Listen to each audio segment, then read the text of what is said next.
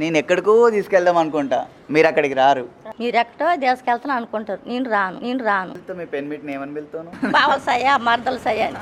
ఒక్కసారి పిలిస్తే రాకపోతే అయ్యా వచ్చి నీకు ఏందంట. ఇప్పుడు ఒక రోజు మొత్తం కష్టపడితేనే మీకు డబ్బులు వస్తాయి. ఏముంది చేసుకుని తిన్నట్టు లేకపోలేదు.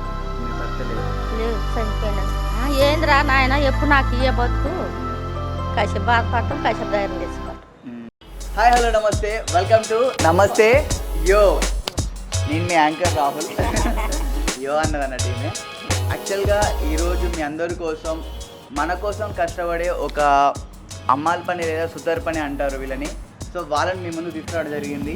ఎప్పుడైనా మనం పెద్ద పెద్ద కన్స్ట్రక్షన్ జరిగినప్పుడు ఆ కన్స్ట్రక్షన్ మాత్రమే చూస్తాం, అది కట్టించింది ఇంజనీర్ని చూస్తాం, కానీ దాని వెనకాల కష్టపడ్డ శ్రామికుల్ని ఎవరు గుర్తించరు. సో అందులో భాగంగానే ఈరోజు వీళ్ళను మీ అందరి ముందు తీసుకురావడం జరిగింది. ఓకే, స్టార్ట్ చేద్దాం అమ్మ. చేయాలా? అయ్యో సిగ్గుపడుతున్నారే. Okay, let's start. నమస్తే అమ్మ, మీ పేరు? రాములమ్మ. రాములమ్మ? అరే రాములమ్మ, రాములమ్మ. సరే, నేను మిమ్మల్ని కొన్ని డైలాగులు ప్రశ్నలు అడుగుతూ ఉంటా. మీరు చెప్పినప్పుడల్లా మీకు కొంత డబ్బు ఇస్తాను, సరేనా? మీరు రెడీయే కదా? సరే, మన ఫస్ట్ డైలాగ్ ఏంటంటే ఫస్ట్ డైలాగ్తో స్టార్ట్ చేద్దాం, ఓకేనా? ఫస్ట్ డైలాగ్ ఏంటంటే, నేను ఎక్కడికో తీసుకెళ్దాం అనుకుంటా, మీరు అక్కడికి రారు. రారా? మీరు ఎక్కడికో తీసుకెళ్తున్నారు, నేను రాను. మీరు వచ్చుడు కాదు, మామూలు నేను ఎక్కడికో తీసుకెళ్దాం అనుకుంటా, మీరు అక్కడికి రారు. మీరు ఎక్కడో తీసుకెళ్తాను అనుకుంటారు, నేను రాను. మీరు నేను రాను అన్నాక అంతే. అమ్మో, నువ్వు చెప్పిందే కరెక్ట్. సరే, బాగా చెప్పినందుకు. ఇప్పుడు రెండో ప్రశ్న. ఎప్పుడు అబ్బాయిలే ఎందుకు అమ్మాయిలు ఇష్టపడతారంటో, మీరు ఇన్ని సంవత్సరాలు చూసుకుంటూ వస్తారు కదా, అబ్బాయిలు ఎందుకు అమ్మాయిలు ఇష్టపడతారు, ఫస్ట్ అమ్మాయిలు ఎందుకు అబ్బాయిలు ఇష్టపడరు? ఎందుకు పడరు? వీళ్ళు పడితేనే ఇష్టపడతారు, ఆడవాళ్ళు మగవాళ్ళు. రెండు సైడ్లు ఉంటుంది అన్నట్టు ప్రేమ. టూ సైడ్లు అవ్వా? ఆడవాళ్ళు కొడదు మగవాళ్ళు కొడదు, ఉంటేనేగా. ఏముంటే? ప్రేమలు ప్రేమలు ప్రేమలు ప్రేమలు ఉంటేనే, రెండు సైడ్లు ఉంటేనే ఇష్టపడతారా? అంతే. మరి ఎప్పుడు చూసినా మా అబ్బాయిలే కదా ఎప్పుడు వచ్చి ఐ లవ్ యూ అని అమ్మాయిలాగా చెప్తా ఉంటారు. ఎందుకు చెప్తారు? ఏం చెప్పరు. చెప్తాక ఇద్దరికి ఇష్టపడితేనేగా వెళ్ళేది. అంటే మేము చెప్పేదాకా మీరు ఆగుతారు అన్నట్టు, సిగ్గుపడతారు అన్నట్ట. సరే, ఇప్పుడు నేను ఒక సామెత అడుగుతా, ఆ సామెతకు నీకు అర్థం తెలిస్తే చెప్పాలి, సరేనమ్మా? రెడీయా? మంచి ఎక్స్ప్రెషన్ బాగా ఇస్తాను నేను. సరే, అత్త మీద కోపం దుత్త మీద చూపిస్తారు అని అంటారు కదా, దానికి అర్థం ఏంటి? అత్త మీద కోపం దుత్త మీద వెళ్ళదెత్తున్నా అంటే కోపం తీసి దుత్త మీద తీసిద్ది. దుత్త అంటే ఏంటి? కొండ. అమ్మా, సూపర్. సరే, మీ కోడలు ఎప్పుడన్నా నీ మీద ఎలా తీసింది అట్లా? కోపం వచ్చినప్పుడు ఆడుచుకుంటాం, మళ్ళీ తర్వాత మంచిగానే ఉంటాం. మామూలుగా అత్త మీద కోపం దుత్త మీద అంటే, అత్త మీద కోపం ఏం చేయలేక కుండను పగలు కొడుతుంది కోడలు. కుండను పగలు కొట్టి కోపం పోయింది. మీ కోడలు ఎప్పుడన్నా కుండను పగలగొట్టింది? పగలు కొట్టి. సరే, బాగా చెప్పారు మీరు. ఇప్పుడు ఒక మంచి డైలాగు, సామెత అయిపోయింది కాబట్టి ఇప్పుడు ఒక మంచి డైలాగు నేను చెప్తాది, మీరు చెప్పాలి. తప్పు చేసావు దేవసేన, ఆదివారం వస్తే వండాల్సింది పప్పు కాదు చికెన్. అప్పు చేసినా సరే, నేను చెప్తా. తప్పు చేసావు దేవసేన,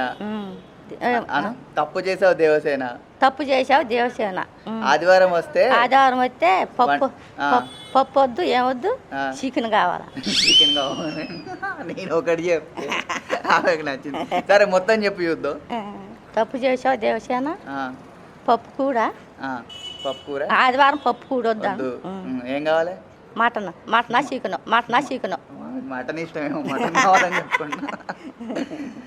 సరే, బాగా చెప్పిళ్ళు. సరే, ఇప్పుడు ఒక మంచి పాట పాడుతావు అన్నట్టు నువ్వు. ఏ పాట పాడుతావు? నీ ఇష్టం, నువ్వు పాడు. రాను రానంటూనే సిన్నదో. సరే, అదే పాట. రాను రానంటూనే సిన్నదో రాములోడి గుడికొచ్చే సిన్నదో సిన్నది. జీవంలో పాట పాడినవుగా, సినిమా పాట. సరే, పాడు. నేను పాడలే. అదే పాడు, నేను పాడిందే. రాను రానంటూనే సిన్నదో అని. రాను రాను అంటుంది చిన్నదో రాములు వారి గుడికి వచ్చే చిన్నదో చిన్నది. అది పాట అంటే అట్లా ఉండాలి. తీసుకోండి. ఇప్పుడు నాకు సందేహం ఉన్నది, అది మీరు చెప్పాలి. ఇప్పుడు ఆడవాళ్ళకి పెళ్ళి అయితే మెడలో తాళి ఉంటుంది, గుర్తుపట్టచ్చు, మెట్టలు ఉంటాయి కాళ్ళకి. మరి ఇప్పుడు మగవాళ్ళకి పెళ్ళి అవుతుంది కదా, వాళ్ళకి పెళ్ళి అయినప్పుడు వాళ్ళని ఎట్లా, వీడికి పెళ్ళి అయిందని ఎట్లా గుర్తుపడతాం మనం? ఎట్లా గుర్తుపడతారు? ఎట్లా గుర్తుపడతాం? నువ్వు చెప్పు. నువ్వే చెప్పు. నేను 2 చెప్తా, ఆ రెండిట్లో లేదని ఒకటి చెప్పాను. ఏడుపు కొట్టు ముఖం ఉంటుంది పెళ్ళైనోడికి, లేదా కోమల పోయిన పేషెంట్ లాగా ఉంటాడు. అంటే భార్య ఏం చెప్పినా సైలెంట్గా ఉంటారు కదా, ఏమన్నా అని అంటారు కదా. ఎట్లుంటారు చెప్పు? ఏమని పిలుతావు? మీ పెన్మిట్ని ఏమని పిలుతావు? ఏమని పిలుతాం? ఇప్పుడే బావా గేవని పిలుతారు. అప్పుడా రాని పిలిచేది ఇట్రా అని పిలిచేదా? ఇప్పుడే బావలు అయ్యి అంటారు. బావలు సయ్యా మర్దలు సయ్యా అని. ఒకసారి పిలిస్తే రాకపోతే ఏమొచ్చి నీకు పలకలేంది అంటారు. ఏమొచ్చింది నీకు పలకమంటావా? అర్థమైందంటే మగోళ్ళు ఏడుపు కొట్టు ముఖం ఉంటుందని మీరు అన్నారు, అంతేనా? నేను అనలేదు, నాకు సంబంధం లేదు. కాదు, ఏడ్చి ఆడదాని నవ్వే మొగని నమ్మకూడదు. ఏడ్చి ఆడదాని నవ్వే మొగని నమ్మకూడదు. మరి ఇప్పుడు నేను నవ్విస్తాను కానీ నన్ను అదే మా దేవునికి దాని గురించి నవ్వేస్తున్నాం. ఓ, దీని గురించి నవ్విస్తాను అంతే కదా? అంతే. మీ గురించి నవ్విస్తాను అయితే నన్ను నమ్మొచ్చు. నమ్మొచ్చు. నేను 2 చెప్తా, ఆ రెండిట్లలో ఏది మంచిదో ఇప్పుడున్న యువత, అంటే ఇప్పుడున్న మా పిల్లలకు ఏదైతే మంచిదో మీరు చెప్పాలి. ప్రేమ వివాహమా, పెద్దలు కుదిర్చిన పెళ్ళ, రెండిట్లలో ఏదైతే బాగుంటుంది, ఎందుకు బాగుంటుంది చెప్పాలి. పెద్దలదే మంచిగా ఉండదు. ఎందుకు? 10 మంది అందరు పెద్ద మనుషులు వీళ్ళందరూ కూర్పిందే పెళ్లి బాగుండదు. పెద్దలు కుదిర్చిన సంబంధం బెటర్ అంటున్నారు కదా, ఎందుకు మంచిది అంటారు? ఎందుకంటే 10 మంది ఇట్లా ఏదైనా ఆప్ట్ వచ్చినా ఏం చేసినా పెద్దవాళ్ళు చెప్పటం, అది మంచిది. ఏముంది, వాళ్ళు లవ్ చేసుకొని లేచిపోయింది, ఇల్లు ఉండదా? ఇప్పుడు మళ్ళా ఒక సామెత అడుగుతా, దానికి అర్థమైందో నువ్వు మాకు చెప్పాలి. ఏం తెలియని ఇస్తారా అదేనా? అన్ని మంది ఉన్నాయో అన్ని మంది ఉండదు. అన్నం కూరలు పెట్టి అన్ని ఉండదు. ఏం లేకపోతే ఎగిరిపోద్ది ఇస్తావు. ఏం లేకుండా ఎగిరేరు పడుతుంది. మనుషులు కూడా అంతే. అన్ని ఉన్నోళ్ళు అన్ని ఉండరు. ఏం లేని వాళ్ళు ఉలికులికి పడతారు. సూపర్ అన్నట్టు, బాగా చెప్పినందుకు మీకు.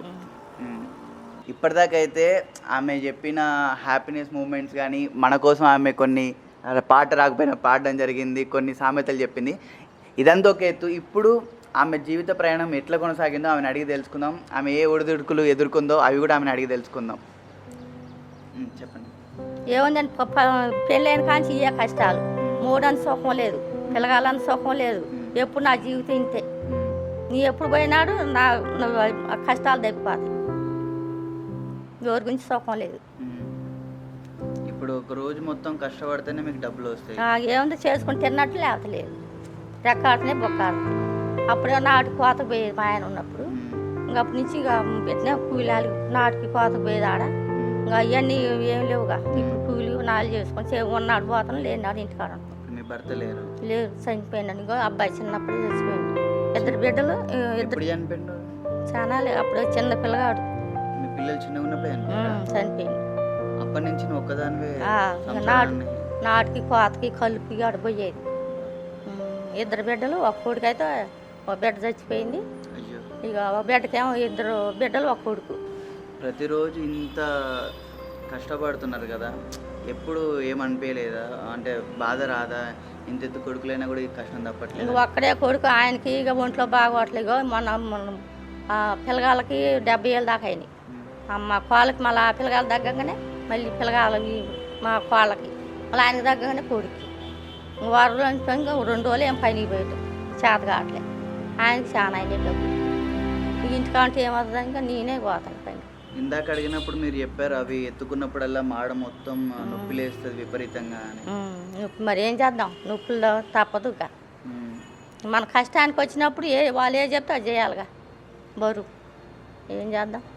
అంటే ఇప్పటివరకు అసలు ఈ సంఘటన ఎందుకు జరిగిందిరా అనిపించింది ఎప్పుడన్నా? ఏందిరా నాయన, ఎప్పుడు నాకు ఇయ్యే బతుకు. ఫస్ట్ నుంచి మౌడినప్పుడు సుఖం లేదా, పిల్లగాలు పెద్ద అయినా సుఖం లేదు, ఇప్పుడు సుఖం లేదు అని అన్నాడు. ఇంత వయసు వచ్చినా చాకిరి తప్పట్లేదు అన్నాడు. ఏం లేదు, మరి ఏం చేస్తాం.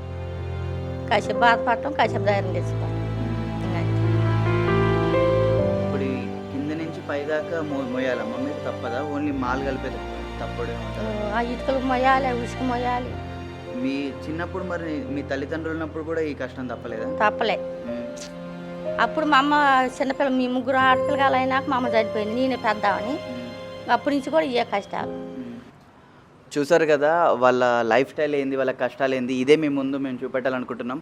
వీళ్ళే కాదు ఇంకా చాలా కష్టపడే వాళ్ళందరి గురించి వీడియోలు తీయాలనుకుంటున్నాం. మా ప్రయత్నం కనుక మీకు నచ్చినట్లయితే ఖచ్చితంగా ఈ వీడియోని 10 మందితో షేర్ చేయండి. నమస్తే యో ఛానల్ని సబ్స్క్రైబ్ చేయండి అండ్ గంటను మ్రోగించడం మాత్రం మర్చిపోకండి. Thanks for watching. నేను మీ యాంకర్ రాహుల్.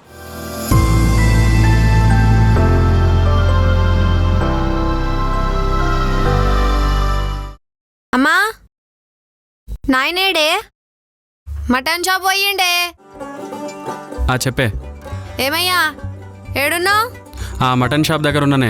గా మల్యాన్ షాప్ దగ్గర లుంగెత్తుకొని సిగరెట్ తాగుతున్నావులే, ముందు ఆ సిగరెట్ వాడేయి. వారిని అమ్మ తినమ్మ జీవితం. నమస్తే పీపుల్, వాట్సాప్. సో ఖాళీ ఈ వీడియోని చూడడానికి నా లింక్ ఉంటుంది, దాన్ని క్లిక్ చేయండి. And the mix by viral ని సబ్స్క్రైబ్ చేసుకోవడం మర్చిపోకండి.